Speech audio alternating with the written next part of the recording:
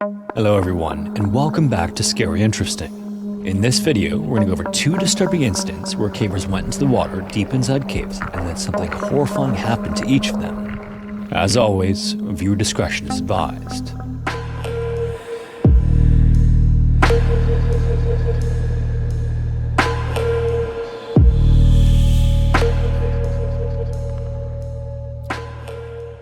The entrance to Climax Cave doesn't look like much from the outside.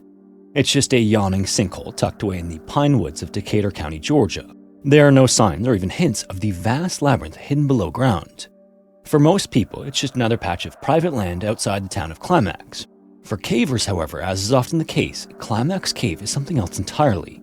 Bruce Brewer probably knew this cave better than anyone. At 33 years old, he was already a 10-year veteran of the caving world in 2003, and as is also often the case, he wasn't some reckless thrill-seeker.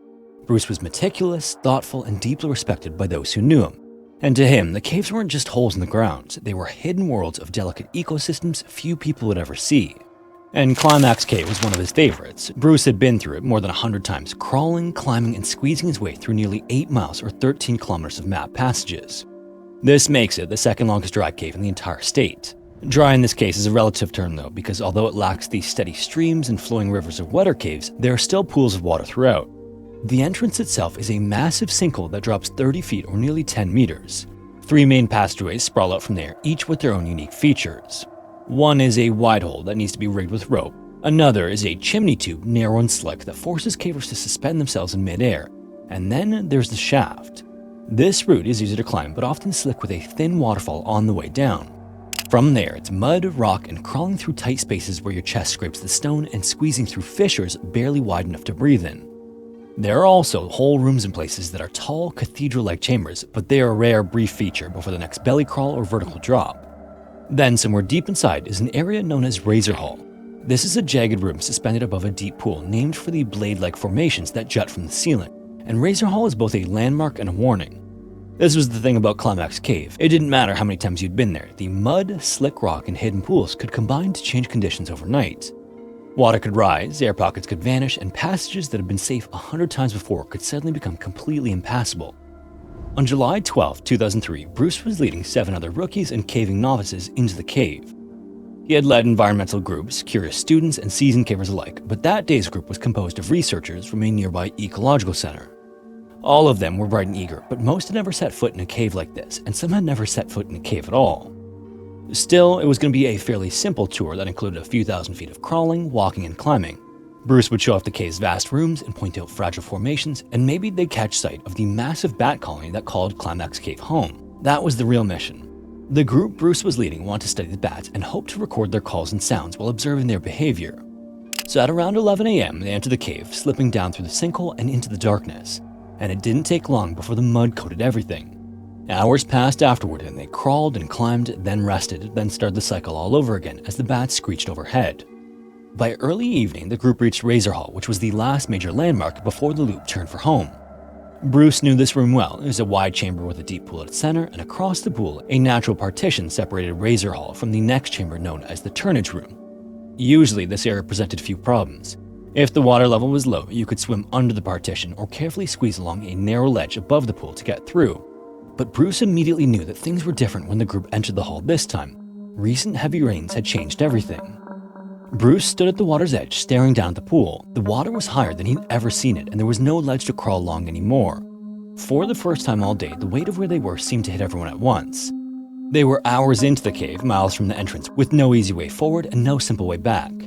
This meant Bruce had a decision to make. One room separated them from finishing the loop and heading back toward the light, but one submerged partition blocked the way. For a long moment, Bruce just stood there, silent and thinking. The pool didn't ripple, and it didn't even hint at how deep it ran or what waited beneath. The group watched him, waiting for his next move, and he finally turned and he told the group to stay put and calmly explained that he was going to go check if the underwater passage was passable. If he could make it under the partition, he'd surface on the other side in the turnage room, confirm it was safe, and then call them through. This was a calculated risk, but cavers had a name for it, sumping. Essentially, sumping is a form of cave diving with no scuba gear used for short trips underwater. Bruce had done it before, but cavers know that sumping can be a bit of a gamble. Water levels, underwater obstacles, unseen currents, and even tangled debris can complicate things. Still, Bruce didn't hesitate. He knelt at the edge of the pool and slid into the water before swimming over close to the partition. Then he took a deep breath and disappeared under the surface. The rest of the group then waited, many of them holding their breath along with Bruce. The seconds ticked by, then a minute, then another, and they stood frozen. Nobody moved or spoke. Maybe he'd surfaced on the other side, maybe he was just taking longer than expected, or maybe he'd gotten into trouble that he couldn't escape. Someone then suggested turning off their lights to conserve battery, and one by one they flicked off. In the pitch black, they then noticed a faint glow coming from beneath the partition, shimmering in the dark water. They hoped it was Bruce and that he'd made it, but that hope was short-lived. Members of the group then crawled forward, inching toward the pool's edge. They then reached into the water, feeling blindly and desperately trying to grasp anything, Bruce's arm, his clothing, his gear, but Bruce was gone. Bruce had vanished somewhere beyond the partition at a depth of upwards of 12 feet or nearly 4 meters. After long enough, it was clear that the group of 7 had to get out and find help. They had to leave Bruce behind. By the time the first cavers stumbled out of Climax Cave, it was nearly midnight. One of them then called the sheriff's office and told them what happened. Deputies then raced the scene, but this was something they weren't equipped for. Climax Cave wasn't some tourist attraction. That's when the call went out for Will Summer, a local caver who knew the place like Bruce did. He then arrived, geared up and strapped on his headlamp, and was joined by 2 police divers who were brought in to assist. It was around 2:30 in the morning when they reached Razor Hall, and the 3 didn't waste time. They slipped into the water and descended into the pool where Bruce had vanished. And it didn't take long to find him. Bruce's body was found caught beneath the partition, right where they feared he'd be. It didn't look like there was any struggle, and there were no signs that he'd fought his way forward or backward. It was just Bruce floating there in the dark with his body pinned against the rock. The 3 managed to free Bruce's body from his trap and bring him toward the pool's surface, but pulling him from the water was only the start. What started as a handful of deputies swelled into an army of more than 100 people gathered at the site. The cave's narrowest points just weren't designed for body recovery, so for 13 straight hours, the recovery team fought their way back through the cave, dragging Bruce inch by inch toward the surface. Finally, at 4:19 a.m. on July 14th, Bruce's body broke the surface. There were no cheers or feelings of relief, just quiet, hollow exhaustion. It's not entirely clear what exactly went wrong on his brief swim, but at some point it seems he became trapped or passed out and ultimately drowned.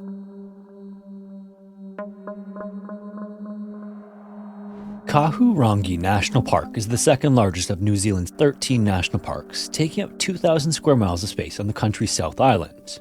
The park is made up of a variety of different terrains and landscapes, and it just about has it all, from forests to mountain ranges and cliffs to caves. It's also home to the Pierce River, which flows east, then literally through the mountains and exits beneath a cliff. This is where the Pierce Resurgence cave is located, and it's one of the most fascinating in the world.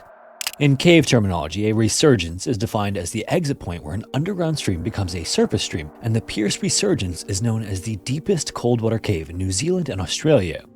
There's actually even some speculation that it's the deepest cold water cave in the world, but that's yet to be determined as it's only been explored to about 804 feet or 245 meters, with no sign of bottom detected yet. The first time the Pierce Resurgence was explored was in 1975, and ever since then, the mystery of how deep the cave actually might be has driven teams of divers to come to the park. The cave, however, guards the answer pretty tightly, as evidenced by the fact that the 2020 expedition that resulted in the new progress mark required 2 years to plan. This is in part because in addition to the extreme depths, the temperature of the water inside the cave often hovers right around 43 degrees Fahrenheit or 6 Celsius. The current is also a significant consideration as it flows fairly strongly out of the mountain. This means divers have to put forth more effort to enter the cave while also not pushing themselves too hard to avoid the potential of carbon dioxide poisoning from breathing too hard. Since the first exploration, there have even been 4 different man-made pressurized habitats installed in the cave where divers can take breaks, eat, drink, and rest up for the remainder of their dives. In 2007, divers Richard, John, and Craig left Adelaide in Australia and traveled for the better part of 25 hours to Pierce Resurgence. Both John and Richard were on assignment for Advanced Diver magazine to write a story about the cave and document their experience with photographs. Already at the site as well and setting up camp for the 3-week diving expedition were other divers Rick and Dave. Of the 3 main expeditions of the Pierce Resurgence to that point, Dave was the only diver who was a member of each of the teams. When they arrived, Richard, John, and Craig were greeted by their fellow divers, and while none of them got much sleep during their long journey to New Zealand, John couldn't fight the urge to get in the water and get his first glimpse of the impressive cave. After setting his belongings down at the campsite, John suited up for what would be a quick dive. His plan was to simply drop off 2 stage tanks at around 118 feet or 36 meters. And to Richard, it made complete sense why John would want to get to diving as soon as possible. The two men were actually delayed from their original travel plans because John had come down with the flu, so he knew he must have been extra eager. He then fit himself with two 12-liter side-mounted tanks and walked toward the entrance of the cave to make final preparations for his dive. Dave and Rick already had another dive planned for that evening, so it was likely that John would bump into them on the way out, but otherwise he'd be diving solo. When he was all ready to go, John put his regulator into his mouth and began his descent into the cave. In dropping to the entry to Pierce Resurgence, divers quickly reach a fork and can choose one of two tunnels that both lead to the same chamber. One is called Gargle Blaster and the other is Nightmare Crescent, which John chose. He then squeezed through a tight restriction that opened up into an area called Weaver's Ledge, and as he approached the opening, he remembered how it got its name. In 1995, diver Dave Weaver was part of a team that was pushing to discover the depths of Pierce Resurgence. At the time, this was a particularly dangerous pursuit as mixed gas technology was just starting to be put into practice. As a quick reminder, or for those who may not know, water depth can have different effects on the gases inside the body. At a certain point, usually around 100 feet or 33 meters, divers face the threat of a condition called nitrogen narcosis. This occurs when too much nitrogen builds up in the bloodstream and can have a narcotic effect similar to being drunk. Since the air we breathe on the surface is about 78% nitrogen, divers today will often switch to breathing a gas mixture with far less nitrogen to prevent or reduce the effects. And then just as hazardous is another condition called oxygen toxicity. Surface air contains about 21% oxygen, but breathing that much at depths beyond 217 feet or 70 meters can be life-threatening. With the type of pressure the body is under at those depths, oxygen can become toxic and literally poison a diver. And during the 1995 expedition, the group was only using compressed surface air to descend to a maximum depth of 253 feet or 77 meters, well beyond the point where nitrogen narcosis becomes a real possibility. Weaver was one of the least experienced divers on the expedition, but he was being joined by a group of seasoned cave divers on this particular dive. Everything started out as planned upon entering the cave, but as the group descended, something caught a diver named Kieran's attention. When he looked over toward Weaver, he could hardly believe what he was seeing.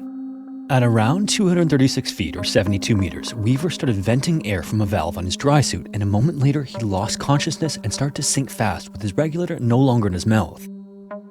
Kieran then raced after Weaver and only managed to catch up to him when Weaver's body came to rest on a ledge. As soon as Kieran reached Weaver, he checked his own depth gauge and saw that he was now at 279 feet or 85 meters. If he stayed much longer, he'd be in big trouble because of the threat of oxygen toxicity. So with no other choice, Kieran had to leave Weaver on the ledge, but this presented another problem. When Kieran chased after Weaver, he left the guide rope that would lead him to the surface. But Weaver, who was now completely lifeless, was lying on the ledge on his back with his light still shining upward toward the surface. Miraculously, in the beam, Kieran spotted the guide rope, and Weaver's light is the only reason he survived to reach the surface that day. For more than 18 months afterward, Weaver's body rested on that ledge until it was eventually recovered by an Australian team of divers using mixed gas. Just as quickly as John's mind wandered, though, he was snapped out of it by a strange sensation. Before he even reached the opening to Weaver's ledge, John started to feel ill. Up to that point, everything had felt fine and he was even warm and comfortable in the frigid water, but when this feeling came on, it changed everything and advanced rapidly. John's vision started to get wavy and distorted as he continued to drop, so he grabbed for the guide rope to stop his descent. Something in him just knew he had to get out of the cave immediately.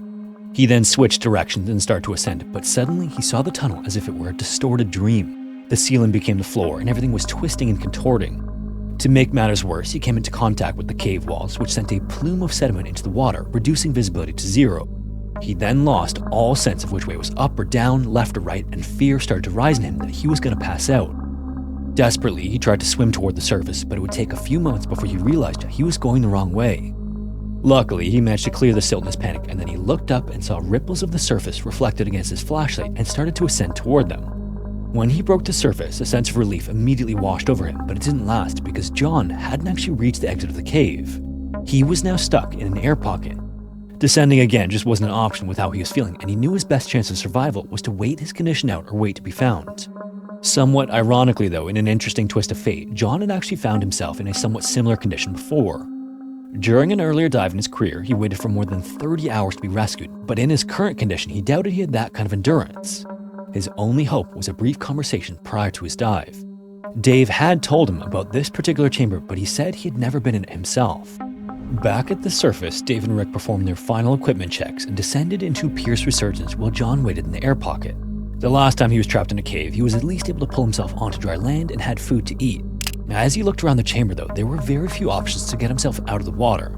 And while he was still relatively warm and comfortable, that wouldn't last long over an extended amount of time in such cold water, so getting out of the water was crucial if he was going to be trapped for any length of time. As he looked around, he saw that there was a small rock that jutted out from the wall that might have just enough room for John to perch himself on, so he gave it a shot. Luckily, this guess was right and he got most of his body out of the water. With that problem now mostly solved, he decided that he'd get as comfortable as he could. All he could do now was keep a close eye on the dark water below him for any sign of Dave or Rick. Back at the campsite, Craig and Richard were continuing to settle in when they suddenly realized that John hadn't returned from his dive. About 90 minutes had passed since he left to stage the tanks, and the two men verbally acknowledged that he had been gone for a while. They weren't necessarily concerned because they knew Dave and Rick were in the cave with him and could help John if needed, but this would get increasingly alarming as the minutes continued to tick by. Back inside the air pocket, John's brain was filled with all sorts of questions and ideas, like would Dave or Rick swim by this area? Would they notice that he only clipped one of the stage tanks to the guide rope and even realize something was wrong in the first place? Or maybe he could tie his flashlight to a rope and lower it down below in hopes of getting their attention. In the middle of this deep contemplation, the rift below him lit up with a beam of light. Instantly, John grabbed his helmet and flipped on the light attached to it, which was the most powerful light source he had available to him. He then started shining it down into the water, waving around in hopes that the movement would attract Dave and Rick's attention, but as he desperately moved the helmet around, the rift below him started to eventually darken and turn back to black. The two divers were clearly in the area, but they had moved on, leaving John with nothing more to do than to continue waiting. Another 20 minutes then passed and the light from below returned. Once again, John flashed his light to the darkness below him, but the flashlight beam from below dissipated again. Now John was certain that neither of the other divers would find him, and he took stock of his current situation. Even now at rest, he still felt like his equilibrium was off and that his thinking was clouded. This made him question whether or not he should suit back up and try to find the cave exit. As he debated once again, his thought process was broken up by a much brighter light than the previous two. He immediately recognized it as the light attached to Dave's video camera. As fast as he could, John got back into his dry suit and put his helmet on. He then slipped beneath the water, and right away his vision started to narrow with increasing depth.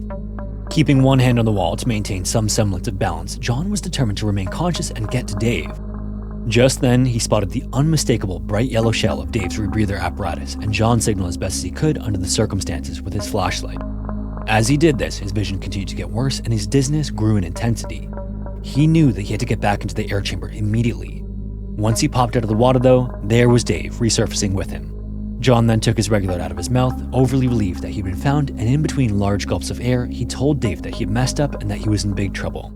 John had been waiting for help for about an hour and a half to that point, and his condition had definitely worsened after a second descent. Dave just brushed off John's comment about how he was in big trouble and asked him how much gas he had left. There was plenty in John's tanks, but the problem in his eyes was that he needed to stay conscious to use it. Dave then assured him that his current situation wasn't a big deal and that he'd be able to get John out without any further incident. So when John was ready with his helmet back on and regulator in his mouth, Dave grabbed his hand and the two descended back toward Weaver's Ledge. At the junction with Nightmare Crescent, they picked up the main guide rope, although in John's state, he lost it twice on the way out. If it wasn't for Dave being there with him, there's a good chance John would have gotten hopelessly lost again, which would have almost certainly resulted in his death. At about the 2-hour mark since John left the campsite, Craig and Richard were entertaining the very real possibility that John was in serious danger. At one point, they looked at each other without a word exchanged between them, and they instantly knew they needed to get into the cave to look for him. Just as they jumped up to grab their gear though, John, pale and exhausted, stumbled into the campsite and collapsed. As John recovered at the campsite, it became clear what exactly happened to him inside Pierce Resurgence. Upon descent to 75 feet or 23 meters, John began to suffer from a symptom known as vertigo, which causes you to feel like the surrounding environment is twisting and moving. This creates a significant feeling of disorientation that can advance into narrowing vision and eventually loss of consciousness. And in fact, inner ear conditions while diving, including inner ear decompression illness and inner ear barotrauma, tend to occur in those who have recently fought off some kind of viral infection. Considering John had just recovered from the flu, this was the most likely cause of his peril inside Pierce Resurgence. John would make a full recovery from the incident and continue diving, but sadly, his cave diving career came to an end when he developed a condition called chronic fatigue syndrome as a result of an elective surgery. If you made it this far, thanks so much for watching. If you have a story suggestion, feel free to submit it to the forum found in the description. Also, if you want to support the channel, consider joining the Patreon or becoming a channel member here on YouTube. Anyways, thanks again, and hopefully I will see you in the next one.